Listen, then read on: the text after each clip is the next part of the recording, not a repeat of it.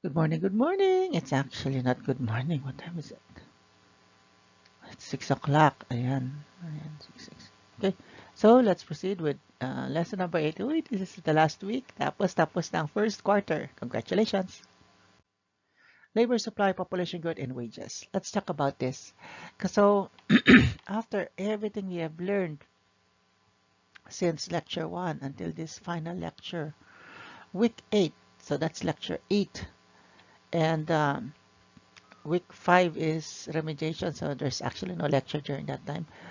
So technically, we have learned pricing, we have learned about economics, we have learned the needs and wants of the people, we have learned what else, things that affects buying behavior of customers, how a seller would do their pricing, those things. And once we've learned all of those things, the next step is what is the result of all studying economics? Statistics na tayo ngayon. Yung bunga ng pagnenegosyo ng mga tao sa buong Pilipinas, yung bunga ng pagtatrabaho, pagbili, ito yung result. Ano yung statistics o yung bunga nun? Okay, ito. Kinuha ko lahat ng mga sources sa PSA, syempre. At reliable source. Ito in the Wikipedia. And I updated this compared to the lecture, by the way. So ito yung mga main drivers natin sa lesson.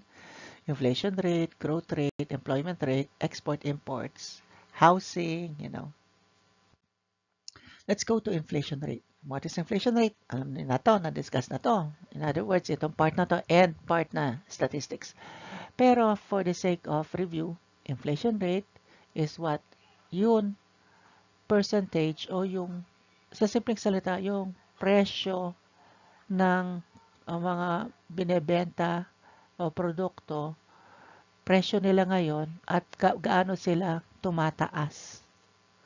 Ano yung mga factors sa inflation rate? Bakit tumataas ang presyo ng mga commodities?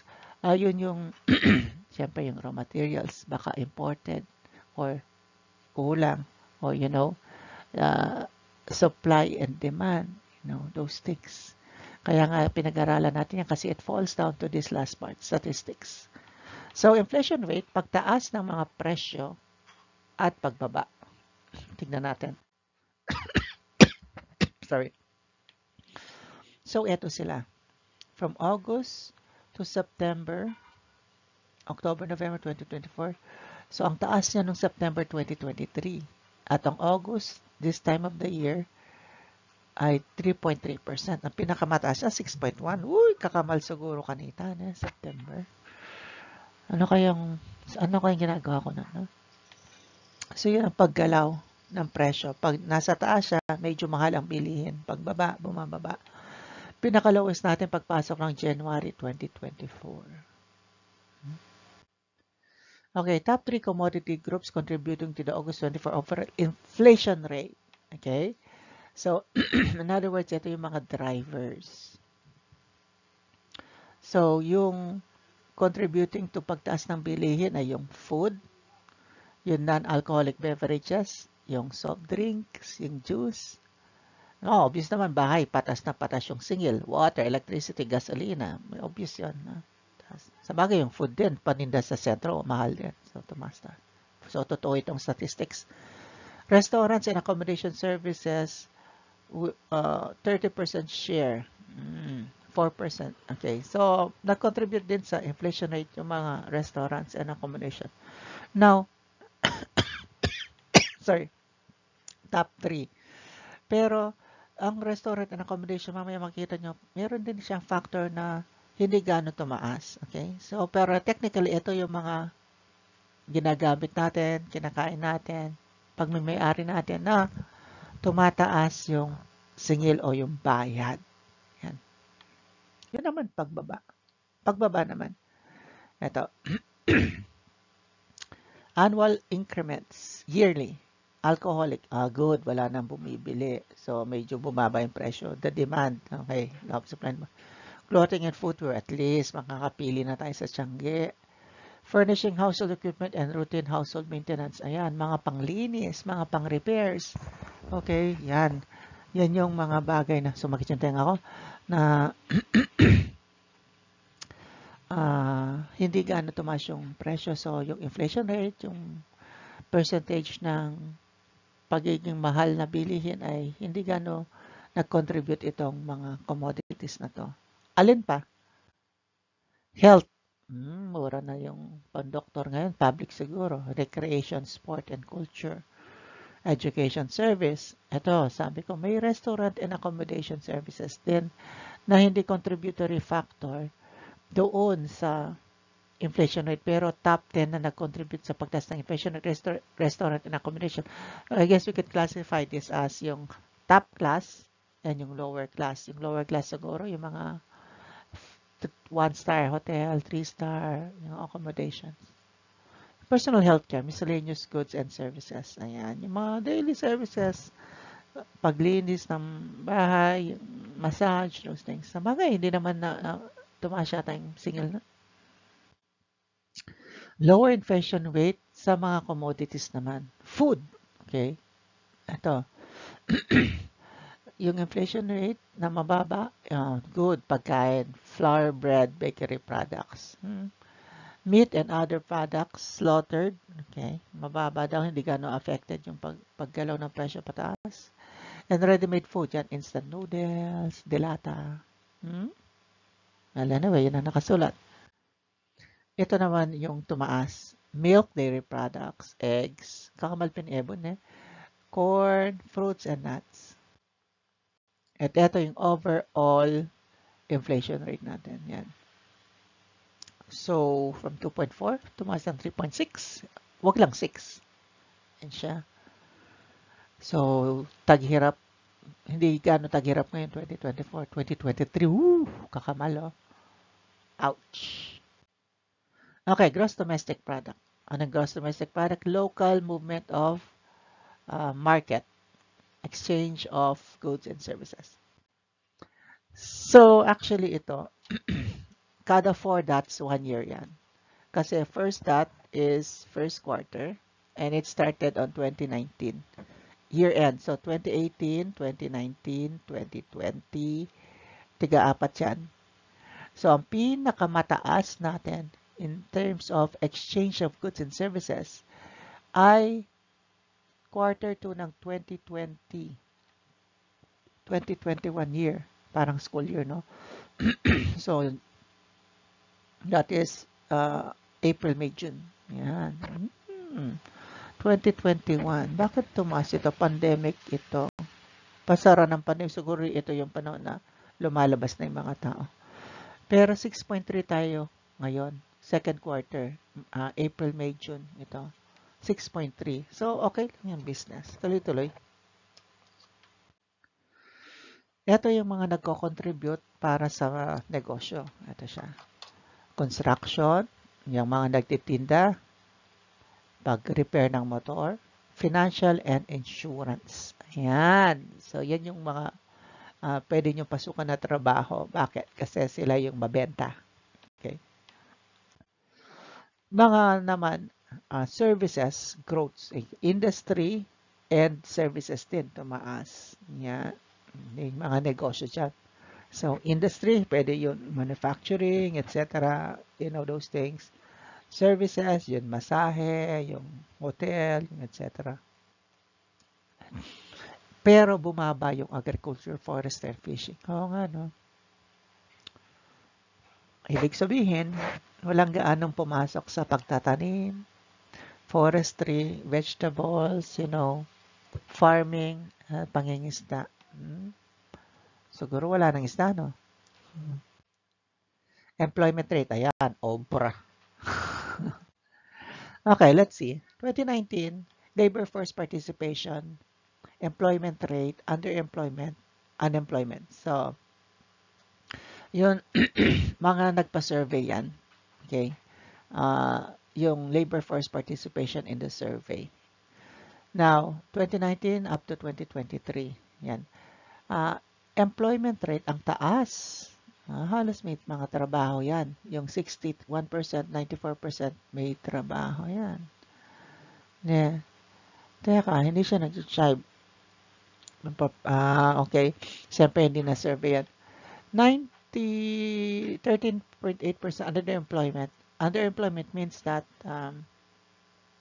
nagtatrabaho sila pero hindi akma sa skills nila. Halimbawa ako, teacher ako, nagtrabaho na lang ako ng, ang tawag doon, plant farmer sa New Zealand. Ayan. Underemployment yun. Class, ha? Oo, mas malaki yung sahod ng farmer sa Japan, sa New Zealand, sa Australia compared sa teacher sila dati. Di ba? Ang dami sa TikTok o kaya sa social media. Dati akong teacher. Ngayon, nagtatanim ako sa Japan.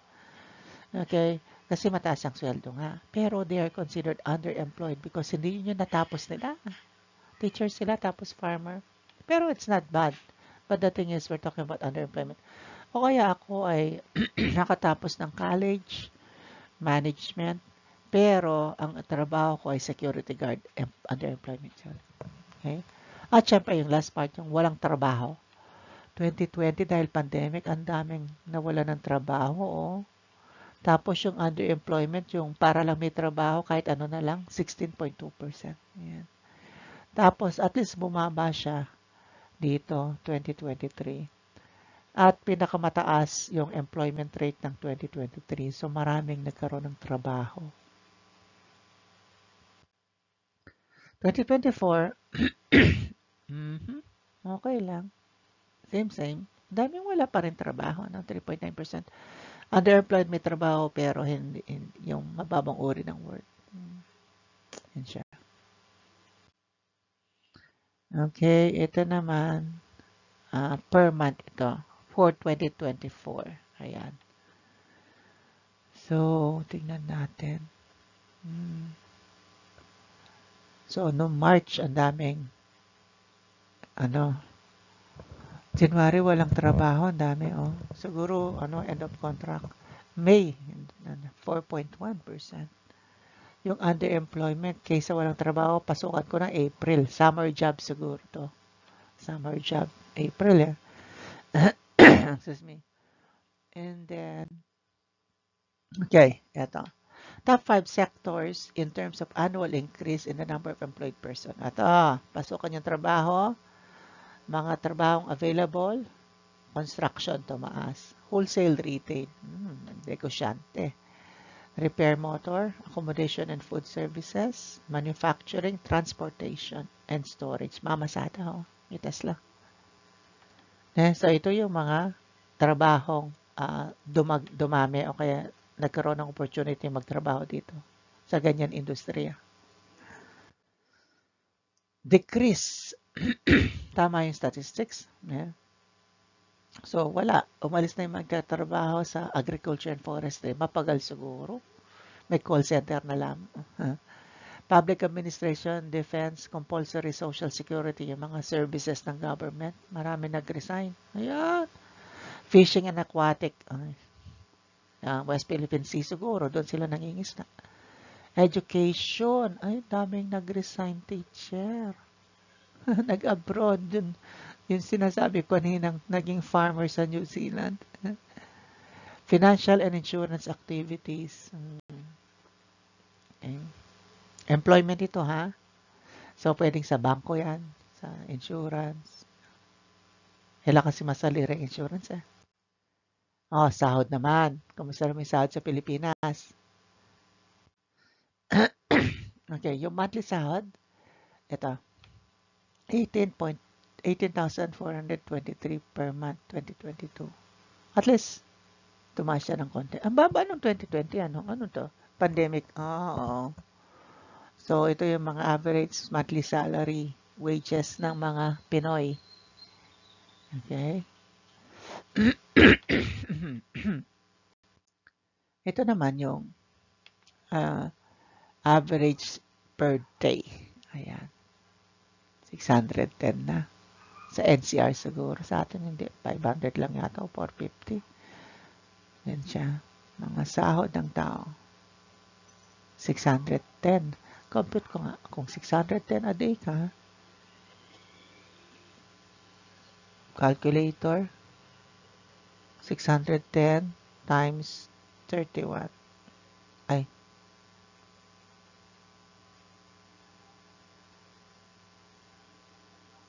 Bakit siya 1,000? 610 times 31. 18,000. Tama yung kanina. Yung statistics per month. 18,000 plus. Oh, tama yung 610. Oh, diba? Export and import rate. Ito. Diba dito rin pumapalo yung ekonomiya natin, hindi lang locally. Pagbenta ng products natin sa labas, export, pagpasok, magbili natin ng raw materials papaloob, or commodities import. Tignan natin. Sorry. Free on board, sabi doon. FOB, free on board, meaning yung paggalaw ng produkto palabas ng bansa. Ayan. Free on board. So, export, 2023 is 6,730.2.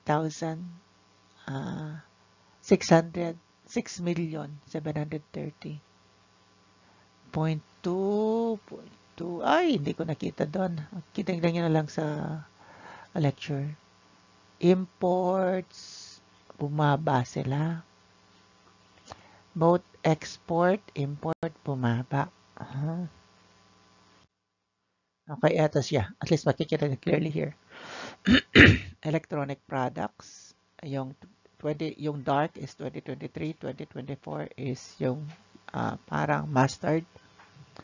So, bumaba nga sila per year. Pero hindi pa naman tapos yung 2024 Pero it's compared per June. So, statistically, January to June yan, 2023, January to June 2024. So, yung electronics natin, pagbenta sa labas, bumaba, export ito. Yung mga goods, mga pagkain, bumaba. Mineral products, hindi na tayo nagmimina yata, bumaba yung demand. O yung copper, tumaas. Kasi nagkaroon na ng electric vehicles, copper, mga battery. At ignition wiring set, kung gumagawa tayo. So, tumaas yung, bumaba yung benta natin nun. Yan. Pag-export. What about yung goods naman? Yung pagkain or yung different types. Manufactured goods like yung noodles, yung mga etc. Bumaba tayo. Halos bumaba yung agro-based products. Tingnan mo nga naman, dami nag-resign sa agriculture pero nag-export matindi pa rin. Sa special transaction, di ko alam ito, hindi ko nabasa sa statistics. Ano kaya special transaction? Siguro mga special trade. Halos bumaba rin. Uy, petroleum products mo. Bumili tayo, ha? I mean, nag-export tayo ng petroleum. Tingnan mo, 17.84. Aba, scam, class. Tingnan nyo. Kung nag-export tayo ng petroleum products, dapat yung petroleum natin mababa. Ha?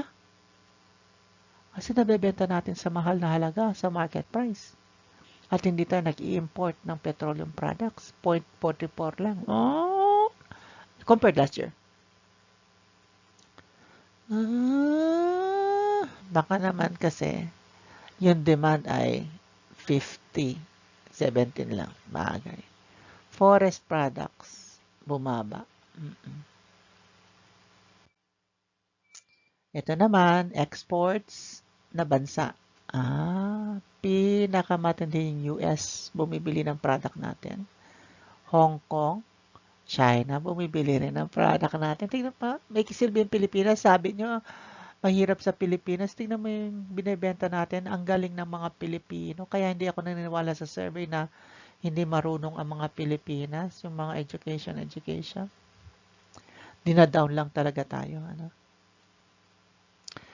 Japan, see? We're even exporting in Japan. Korea. The Netherlands. Oh, you know, the Netherlands is one of the highly developed rank 1 countries. And we export to them. And yung export, yung kanina, yung mga Singapore, Republic of China, Taiwan. Taiwan yan. Germany, tignan mo, Thailand and other countries. Palagay ko, copper mga yan sa Germany. Kung nag-export tayo ng copper, bakit hindi tayo masensa? Kasi yung mga oligarchs, Yung mga mayayaman, sinosolo lang nila. Okay, top 5 commodity groups in terms of value of imports. O yan, magpasok naman. Kaya pala mahal ang bilihin, inflation rate. Tignan mo. Tumaas yung atin pag-import ng product compared last year. Electronics, pag-import siguro yung mga, mga parts ng cellphone, okay, cellphone mismo. Minerals, ito, normal lang ito kasi wala tayong mga fuels dito. Ito yung sagot, class. Ito yung sagot dun sa, Uy, ganda, Parang, ay, yan, okay. Yan, naglaro na ako. Yan. Okay, ganyan, yan. Okay. So, parang ganyan, mas maganda. Yan. Ayan, nasayang yung 5 seconds. Export. Ayan, export. Transport. Oo nga. So, hindi na tayo nagbebenta ng mga related sa transportation. Ay, import. Tayo na yung gumagawa. Okay. Maganda yan. Maganda. Industrial machinery. Wow, tayo na yung gumagawa sa atin. Yung import, mababa na. Or wala tayong pambili. Other foods and live animals. Good. Tumaas ng konti. Ano ko yung mga live animals kinukuha natin? Pwede naman tayo magano ng pork, pig. Feeling ko yung specialized product. Di ba nagkaroon ng inflation sa restaurant kanina? So, nag-i-import pala sila ng mga imported food. Pagpasok ito sa Pilipinas, import ha. Okay, ano pa? Import major types of goods, raw materials. Ayan. So, nagiging independent na tayo sa raw materials kasi bumaba siya compared last year. Capital goods. Ayan. Puhunan. Marami nang namumuhunan ng sarili natin. Marami nang yumaman na Pilipino, ano? Consumer goods. Ayan. We produce our own goods. So, medyo bumaba siya. Fuels, hindi. Hindi masyado. Special transaction. Ang bumaba. Mga special. Sorry. Value of imports in major partner country. Okay, saan tayo kumukuha ng mga imported products pagpasok sa bansa? China. Ayan, yung mga bumili ng Rusi dyan, China. Halos kasi mga gamit, China. Ayan, import. Ayan, katunayan, import. Indonesia, Japan, Korea, America. Okay. Pero nag-export tayo sa Amerika, malaki, no? Thailand, Singapore, Malaysia, Vietnam, Taiwan, and other countries. Okay, let's go to population. Ito, ang increase ng population by percentage each year, in 2023, 1.53%. Gano'n ba kadami yung mga Pilipino? Ito, 2024, ito, dito sa gitna. Sa gitna. Kikita niyo sa baba. 114 billion or million. Million. Kasi billion, 8 billion lang tayo sa buong mundo or I think it's now 9 billion. I don't know. Tapos gusto lang patayin yung 2 billion. Through vaccines daw, sabi ni Bill Gates. Well, anyway, we're only 114 million. Huwag na tayong patayin sana, no? Ng mga propaganda. Poverty incidence, kahirapan. Let's go. The national poverty incidence among families in 2023 was recorded at 10.9%. This is the equivalent of 2.99 million Filipino families with enough income to meet their basic food and non-food needs. So in other words, mga 2.99 or close to 3 million out of 114 million kanina population, yung 3 million na yon ay talagang mahirap. Mahirap. At least maliit lang, hindi 50%. Galing, no? 2.99 million lang yung mahihirap. Pero sinasabi nila, sila yung bumoboto ng hindi maayos, konti lang sila. So yun talaga hindi bumoboto yung maayos, yung nakapag-aral na hindi nag-iisip. Yan, kaya maganda yung nag-aaral ng statistics. Diba, sabi nila, bobotante ang mga mahihirap kasi sinusuhulan ng pera. Kaya, sino-sinong naboboto? Ay, fake news. Kasi kung ang statistics ay 3 million lang ang mahihirap, sabihin natin 3 million lang ang nagbebenta ng boto. Ay, eh, eh, eh, eh. So, hindi totoong bobotante ang mga mahihirap. Kasi kung bibilangin mong maraming botante, 60 million yung nag-vote or yeah, around that. Eh, mas marami na kapag mayayaman na. Average, siguro yung average. Kasi gusto nila pera, so binibenta yung boto nila. Ewan ko. So, yun ang mahirap, 3 million. Saan na ako napunta? At yung pinakamahirap na lugar ay Zamboanga at Barm. Bangsamoro Autonomous Region, Muslim Mindanao.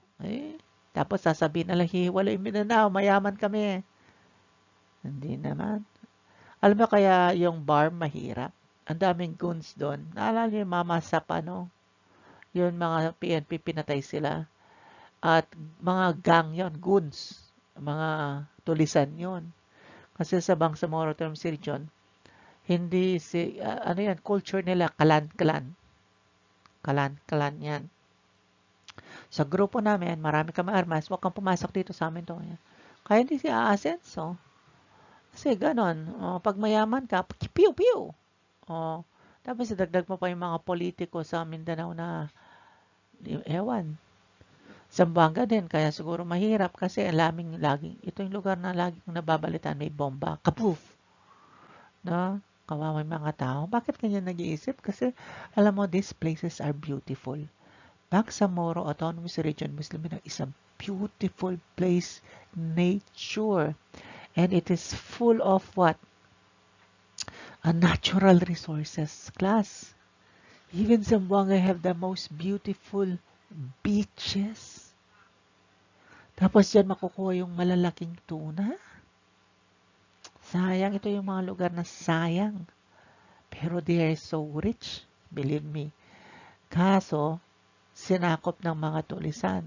Kaya mahirap sila. Kaya totoong sinasabi siguro ng mga taga-Mindanao, mayaman kami, kaso hindi sa inyo yung yaman. Kung 1 million kayo sa, 100 million kayo sa Mindanao, sa Bangsamoro, mayaman kayo, pero yung isang tao, dalawang tao, isang clan lang ang may hawak ng pera, kaya mahirap. Sad story. Ito yung incidence of poverty level. Okay, let's just jump to, let's say, Region 3. 16,046 ang average income ng isang pamilya na 5. 5 yan, 5 sa isang pamilya. Paghahatian nila yung 16,046. Dito, tignan yung statistics. Okay? Magkano kada isang tao? 100 per day. Mahirap nga sila.